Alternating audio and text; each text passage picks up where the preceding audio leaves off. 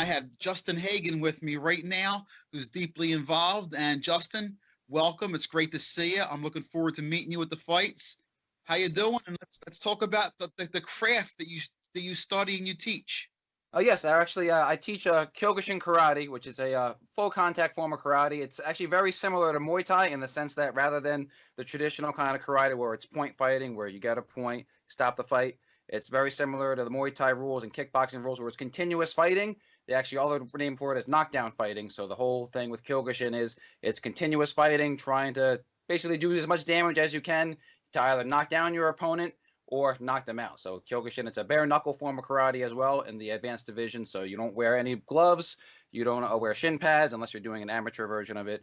Which there are other divisions for other belts where you can wear gloves and pads with your shins and hands. But overall, it's a bare knuckle form of karate, very intense sport, and so that's a Kyokushin karate for you there.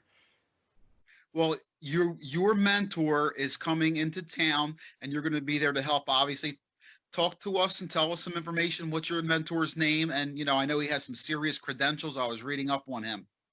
So Shihan Roman Herman, he's a fifth dan in Kyokushin. He's been practicing Kyokushin since the 70s and on. He was actually had a school up in Poland where he's from originally. And then while he's competed internationally in the Kyokushin sports in Europe, North America, so he's been very involved in Kyokushin, lots of competitions over the years. Here in the States, he's actually done even more with Kyokushin. He was part of the IFK for a while, which is a big Kyokushin organization. He was the head fight coach there for many years, trained a lot of champions in Kyokushin with lots of international tournaments. As well as that, he actually became the head of Shin Kyokushin for also a few years while he was here in the United States, which is a very big organization in Kyokushin.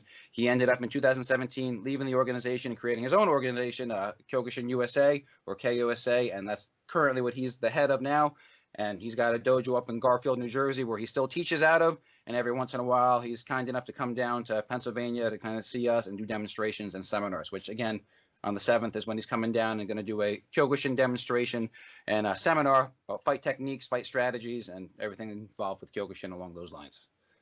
When I was doing some homework on the sport, because listen, we cover any mixed martial arts at MyMMANews.com. I mean, I'm going to be doing an article on a female high school wrestler soon. So when I spoke to you about this was interesting to me because it's not something you hear a lot about. But when I was doing my homework on the sport, it did have a list of people who have practiced this sport. And you're talking about George St. Pierre, Uriah Hall. There is UFC fighters who have practice in Kyokushin karate. So obviously it has had some impact fighting in the cage as well. So I can see why being full contact, it would be something that definitely will be a big draw for people to be interested in because that's a little bit more on the edge. Bare knuckle boxing is coming back right now. So listen, it sounds like it's going to be a good time.